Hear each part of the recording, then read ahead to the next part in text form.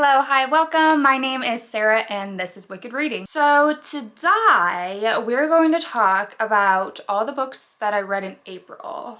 And it's going to be a pretty quick video because unfortunately I was a little bit slumpy in April, so it was taking me a while to get through books. And we did find one really great book, but otherwise I was just kind of not having the best time reading. I don't know, it was quite a mixed bag. So let's go ahead and just jump right in. So I'm gonna go in order of how I read them, but first I wanna go over my stats. So all my stats are just through Storygraph. I don't have like a special file or anything that I do. I just use Storygraph. So in the month of April, I ended up reading 5 books. 2 of those I did on audiobook, and it equated to 2,099 pages. My top moods were dark, tense, and adventurous, and a little bit mysterious. And there's some emotional in there as well. My top genres were thriller, horror, science fiction, and then I did read 1 fantasy romance. So I only ended up reading 4 of these books, and I'll explain why when we get to the one book that I didn't rate. But my average rating for the month was 3.38, so it wasn't that great. Let's go ahead and just get into the actual books. So the very first book that I read in April was Mothered by Zoya Stage. So this was a new release, and I actually got it in my Nightworms April subscription package. So I was hesitant going into this book just because the premise has quite a few elements to it that I wasn't so sure about. So the premise of this is that we are following our main character. I don't even remember her name. Grace. And it is during pandemic, so she is in the middle of a lockdown and her mother is going to move in with her. Her mother's name is Jackie. And yeah, so that's the situation we're in. And since her mother has moved in with her, Grace is having a lot of weird nightmares about her twin sister that died when they were younger. And then the synopsis also mentions that Grace has the tendency, this weird little hobby, to kind of catfish people and talk to people on social media pretending to be somebody else. So there's like that random tidbit.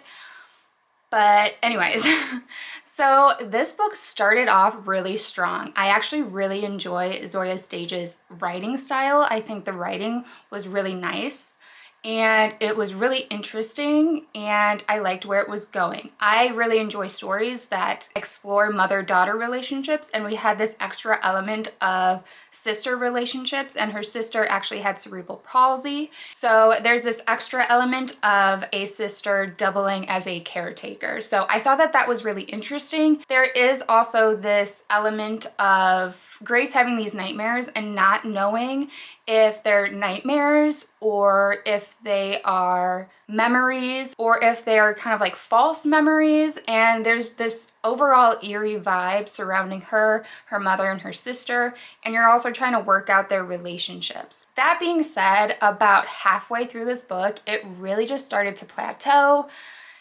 The climax of the book really wasn't like anything surprising, and it just kind of like came and went. And I don't know, it like, I was really enjoying it the first half, and the last half it was just kind of like meh. So in the end, I gave it 3 stars.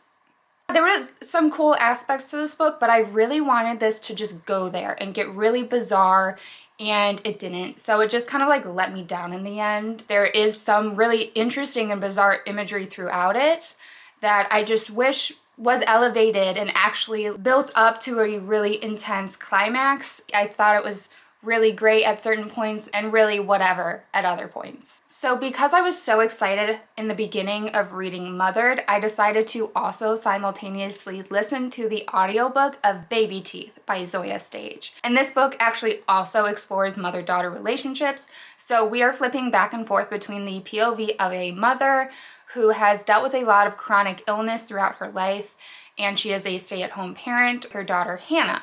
And then we get Hannah's POV, and I forget how old she is. I think she's maybe like 7 in the book, and she just has some stuff going on. She definitely has some type of psychopathy. I don't know, I'm not a psychiatrist, so I don't know where she would land exactly, but she definitely at times has a lot of dark mischievous, and very unsettling thoughts. But that is only with her mother. Now, her relationship with her father is very different, and if you ask her father, she is a sweetheart, an angel and perfect, but her and her mother have a very different type of relationship and very different understanding of each other. So this is the book that I didn't rate. And the reason I didn't rate it is it was every fear of mine written on page. So it was just, for me, my fight or flight was triggered the whole time. The writing was very nice. I do like Zoya Stage's writing style, effective to make me feel uneasy and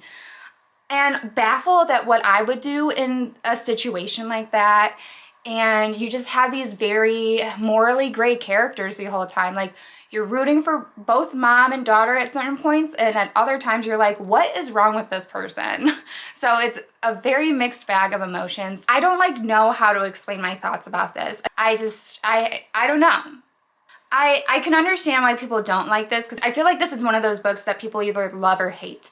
And I do understand people that don't like it, and most likely those are a lot of people with kids, I feel like, because it's just, going into this book is probably a very different experience whether or not you have children yourself.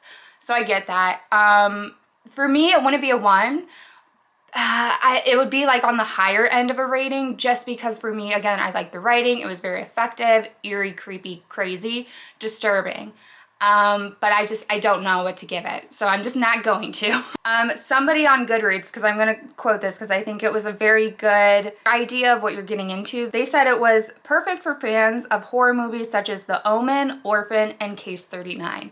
So there's that. Maybe that gives you a better understanding of what you're getting into with this book. Yeah, so next in the month of April, I listened to the audiobook of Dark Matter by Blake Crouch. Now, I am glad I listened to the audiobook because the format of this book, I would not have liked reading this physically because, don't read too close. But the way it's formatted, it'll be like one sentence, next line, one sentence, next line, one sentence with 3 to 4 words each. And I don't enjoy that type of formatting. It gives me a headache. So I opted for the audiobook. And listen, this is a highly rated book, okay? This was not the book for me. If I knew beforehand where the story was going to go, which, by the way, I figured out where that story was going to go very early on in the book. So I don't know if people like it because they didn't think that that's where it was going to go. So it was more kind of twisty, like, ooh, wow, didn't see that coming. I saw where it was going very, very early on. And the place it goes is a story style that I don't like. So I don't know why I still just decided, I was audiobook, so I still just decided to listen to it while I was driving. I was like, maybe this will change my mind because I've only read a few books with that story style. And I don't want to give anything away because I feel like maybe that's why a lot of people liked it, is they didn't expect it to go there. But this particular sci-fi trope, I don't like it. It just doesn't work for me. I just don't connect to it. It's just no for me. It's just no for me. I've read other books that do it and I don't like it. So that was my issue with it. I also didn't think that the writing was anything fantastic at all. Again, the format of the book kind of sucks, but also the writing itself. The amount of times I heard the word permeated, I was going to throw my car off the street. I don't want to ever hear that word again in my whole life. He said permeated so many times throughout this book, or maybe I just really caught on every time he said it because it was just annoying me. But yeah, I mean, the characters weren't that deep. The story was okay, but again, the sci-fi trope aspect to it is something I just don't like. So it just really was not the book for me.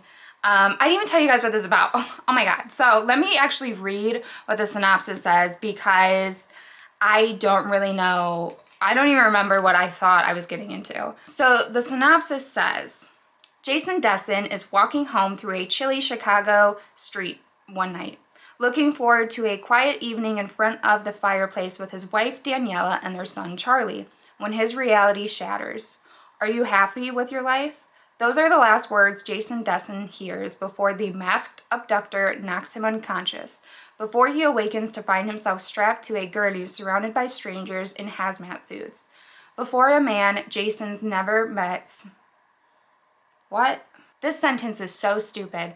Before a man Jason's never met smiles down at him and says, "Welcome back, my friend." That's a horribly structured sentence.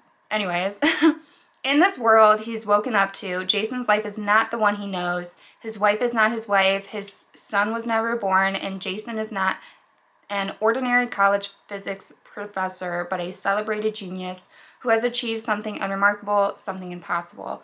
Blah, blah, blah, blah. So there's that. He wakes up, he gets abducted one night, he wakes up in a situation he doesn't know anything about. Whatever, I don't know. Maybe even from that you can tell where the story goes. I don't remember that being the synopsis, to be totally honest.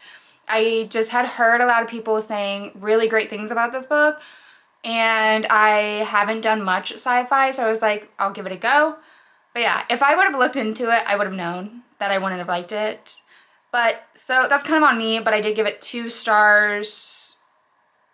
It just wasn't the book for me. So after reading that, I read Heir of Fire by Sarah J. Maas. So this is the 3rd book in the core set of books from the Throne of Glass series by Sarah J. Maas. It's the 4th book if you count Assassin's Blade.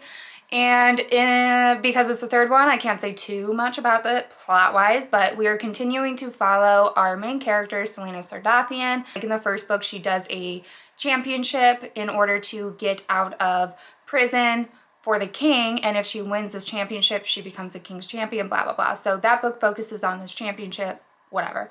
So fast forward to this book. In this installment, we get a lot of new characters, which I enjoyed. We end up following about 4 or 5 different plot lines, so I thought that was really interesting. One of the plot lines starts to follow a group of witches, of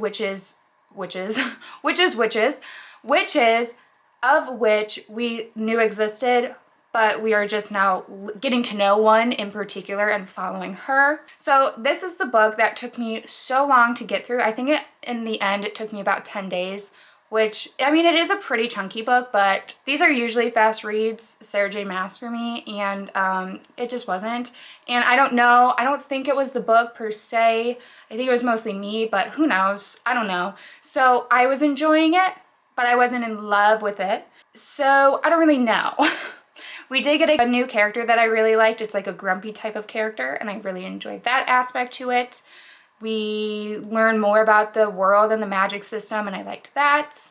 But yeah, I ended up giving it a 4, and I feel like I probably truly experienced a 3. I'm kind of giving it the benefit of the doubt because I know I wasn't invested in it like I should have been. And again, I don't know if it's the book or me, because I did really enjoy the last one. I think I was just doing too much fantasy romance, and I'm really starting to lean more towards my horror genre again. So I think maybe that was it. And I do feel like this one read a little bit more YA. It was fine. I enjoyed it. I'm glad that I read it, and I'm still going to continue on with the series. It's just probably going to take me a little bit longer to get to the next one because I'm just not that motivated to do it. So last book of the month. Now this is actually my favorite book of the month, and I am so excited to talk about it. I do have a reading vlog of this book if you want to check it out. In that I also read the first book for May, so there's kind of a spoiler for that. I'll put in the cards and put it down below. I'm going to keep it very brief here for this book. So that is The Troop by Nick Cutter. So I did the audiobook for this. I also did a little bit of hybrid towards the end where I listened to the audiobook while following along with the book. So the audiobook was fantastic. I loved the narrator. I thought he did such a good job, and he really added to the creepy element. So in this story, the premise is we are following a group of Eagle Scouts. There are 5 boys in this group as they go on an isolated island with their scout master, and they're there to get their badges or whatever for the weekend for this camping trip. Now, while they're camping, they run into a man who is said to be the carrier of a bioengineered nightmare. And yeah, that's all you gotta know there. This book was so good. Like, I loved it so much. So right off the bat, this is an extremely disturbing horror book. Very physical, very body, gore, horror. A lot of bugs are involved. There is scenes of animal torture and cruelty, so keep that in mind. There's this scene with like a domestic animal in chapter 26 and a scene in chapter 30 that I was previously warned about, so I had actually already planned on skipping those, so that's what I did. So anyways, this was fantastic. First of all, the writing style was just mwah, so good, delicious, loved it. We are talking about extremely disturbing, gross things, and yet Nick Cutter describes them as in such a beautiful way. He just has such a way with words. He uses a lot of metaphors and similes and alliteration. His writing was just tickling my brain. I loved it. I love the writing style.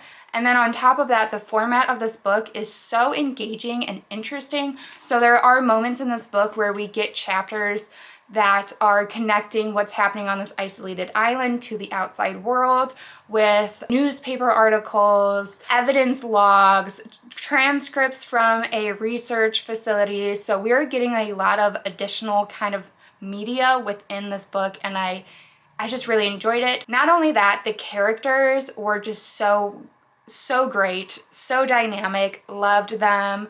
Overall, I really enjoyed the story. I ended up giving it a 4.5 out of 5. I don't know why. I feel like a fraud if I give it a 5 out of 5, only because I did have to skip those scenes. I just personally didn't want to have that image in my head. I don't know, I just gave it a 4.5, but I like so highly recommend this book if you are looking into a more disturbing, gory horror book. I recommend this one, and I really enjoy the camping setting. And yeah, I kind of said a lot there, even though I said I was going to keep it brief, but I promise in the vlog I say even more, believe it or not. So that was everything that I read in April. It was definitely on my lower book count, but that's okay. Not every month can be a winner. I did still end up finding a book that I thoroughly loved and enjoyed. If you made it to this point in the video, leave me a skull emoji so that I know.